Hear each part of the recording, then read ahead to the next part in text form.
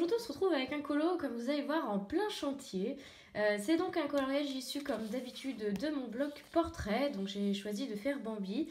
Et en fait j'étais complètement lancée dans mon fond quand je me suis dit que j'allais peut-être quand même vous filmer la réalisation. Puisque je me suis dit, comme j'ai souvent, souvent je me dis je vais pas filmer, je publie le colo et on me demande comment j'ai fait, donc je me suis dit je vais filmer. Je vais attendre de publier le coloriage, on verra. Soit à la suite de ça, je publierai la vidéo si elle m'est beaucoup demandée. Soit, eh bien, tant pis, je la garderai sous le coude. Parce que je ne savais pas si vous allez trouver vraiment très très utile ce que je vais vous montrer là. Après, j'ai quand même réfléchi pas mal à la façon dont je pouvais faire. Et donc, je me suis dit que peut-être qu'il y avait d'autres personnes qui se posaient la question. Et c'est pour ça que je filme finalement, pour quand même pouvoir vous partager la technique que j'ai mise en place. Puisque comme vous l'avez vu dans le titre, en fait, je veux faire un fond noir sur mon coloriage, mais je veux conserver un motif que je veux faire ressortir. Donc il s'agit de ces petites arabesques qu'il y a dans les quatre coins. Et là, qui sont voilà, la même chose que ce qu'il y a là. Sauf que, bien évidemment, si on recouvre tout avec le noir, le motif disparaît complètement, parce que le Posca recouvre même les traits du dessin sur le bloc. Et donc, on ne les voit plus. Alors, la technique qui peut, premièrement, venir, c'est d'utiliser le papier calque. Mais on n'a pas tous du papier calque sous la main. Donc, j'ai choisi autre chose. J'ai fait autrement.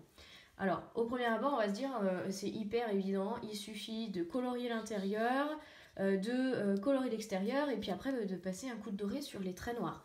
Oui, sauf que si les dessins sont très très fins, ça va être beaucoup moins évident parce qu'on va beaucoup moins les voir, les traits qui sont les traits imprimés. Et on va pas forcément faire la différence entre le trait de Posca qu'on aura fait et le trait imprimé s'il n'est pas épais. S'il est épais comme là dans le corps du dessin, on va avoir moins de problèmes. Sauf que là, c'est vraiment des arabesques avec certains traits qui sont vraiment hyper hyper fins. Je vous fais bouger, mais voilà, par exemple, celui-là, là, typiquement, je mets du Posca de ce côté-là, je mets du Posca de l'autre côté, je suis incapable de le retrouver. Et du coup, et bien après, je me retrouverai avec un dessin, je vais repasser au doré, mais qui sera bancal parce que j'aurais oublié des traits ou parce que j'aurais pas réellement suivi le dessin original. Voilà, donc en fait, je rajoute une étape supplémentaire qui est de mettre du doré aussi avant pour prédéfinir les traits. Donc c'est quand même assez simple, vous avez besoin de plusieurs choses, je vais vous montrer tout de suite. J'utilise mon Posca doré dans un premier temps, donc moi c'est le PC1M. J'utilise aussi mon Posca noir en PC1M aussi. Donc pour rappel, le PC1M c'est le plus fin. Hein. Voilà, enfin le plus fin. Dans ce type de mine là, c'est le plus fin. Et ensuite, il nous faudra un matériel métallisé qui soit plus couvrant que le Posca doré. Parce que le Posca doré n'est pas très très couvrant et n'est finalement pas très très brillant. Donc moi j'utilise comme d'habitude mon Liquitex acrylique doré, mais vous pouvez prendre un autre matériel doré, ça fera aussi bien l'affaire. Seulement, il faut quelque chose de plus couvrant que du Posca et plus couvrant que du stylo gel parce que je pense que même les stylos gel, enfin en tout cas ceux que j'ai pu tester, ça ne suffit pas. Voilà. Alors, j'ai déjà commencé, comme je vous disais, hein, vous avez trois étapes différentes là sous les yeux, puisque je me suis dit en cours de réalisation que je pouvais filmer. Alors, ça, c'est le rendu final, donc avec l'acrylique. Ça, c'est le rendu donc intermédiaire. Et puis là, j'ai fait simplement la première étape. Donc, c'est ce qu'il faut faire en premier. Et donc, je me suis rendu compte que j'avais oublié des traits, donc je vais les faire avec vous. Mais la première chose à faire avec le Posca doré, c'est de repasser tout simplement les traits du motif. On peut dépasser légèrement, c'est pas très très grave, étant donné qu'après, on va de toute façon quand même venir colorier avec le Posca noir. Hein. Donc, je fais voilà ce qui me manquait. Hop. Alors, l'important aussi, c'est de bien laisser sécher entre les différentes étapes. Surtout entre l'étape Posca doré et l'étape Posca noir, parce qu'il ne faudrait pas que ça bave. Donc moi, le doré, là, il est fait depuis un petit moment. Donc là, ça ne craint plus rien. Je vais faire avec vous celui de gauche. Alors la première étape, je vais vraiment passer en accéléré. Je pense que cette vidéo va être assez courte. Bon, j'ai déjà beaucoup parlé, donc ça va la rallonger forcément. Mais je pense que je vais quand même pas mal vous accélérer les étapes de la réalisation. L'essentiel, c'est vraiment que voilà, je vous montre, en premier, il faut faire ça, en second, il faut faire ça. Après, il n'y a pas de technique à l'intérieur. Donc, c'est pour ça que je vous mettrai quand même les choses en accéléré.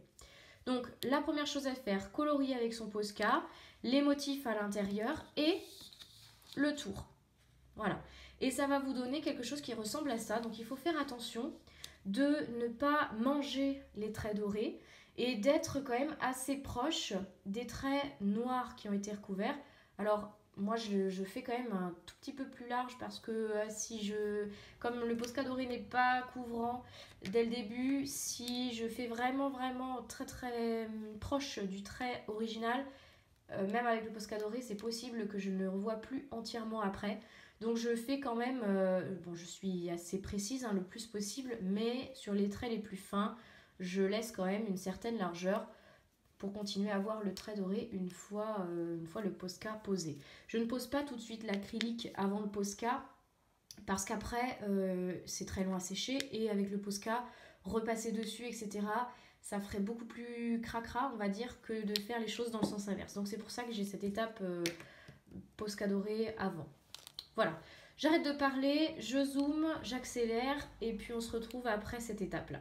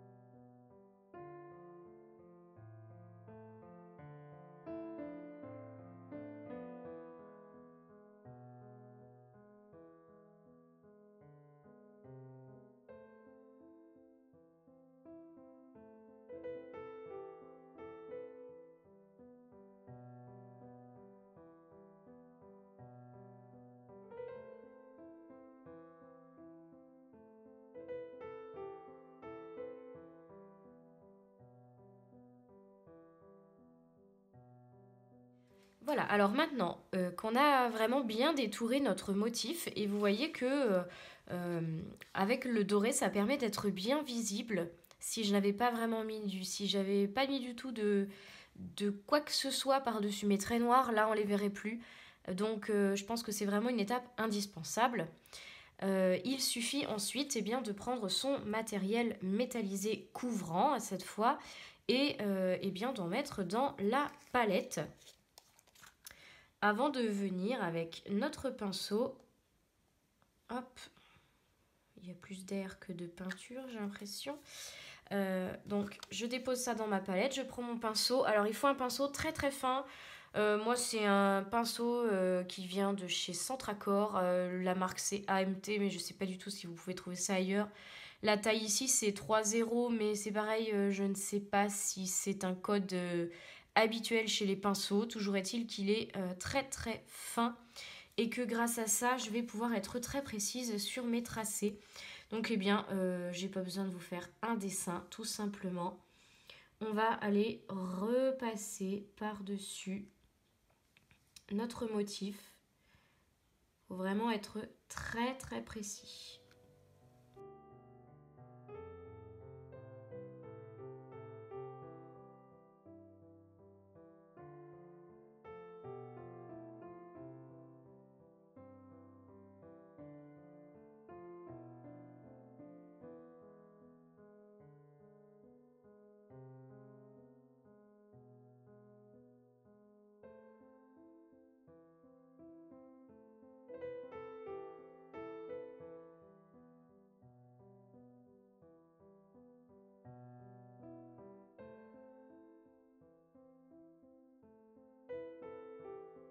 Alors voilà ce que ça donne une fois terminé. J'en ai profité pour faire les 3 autres en entier.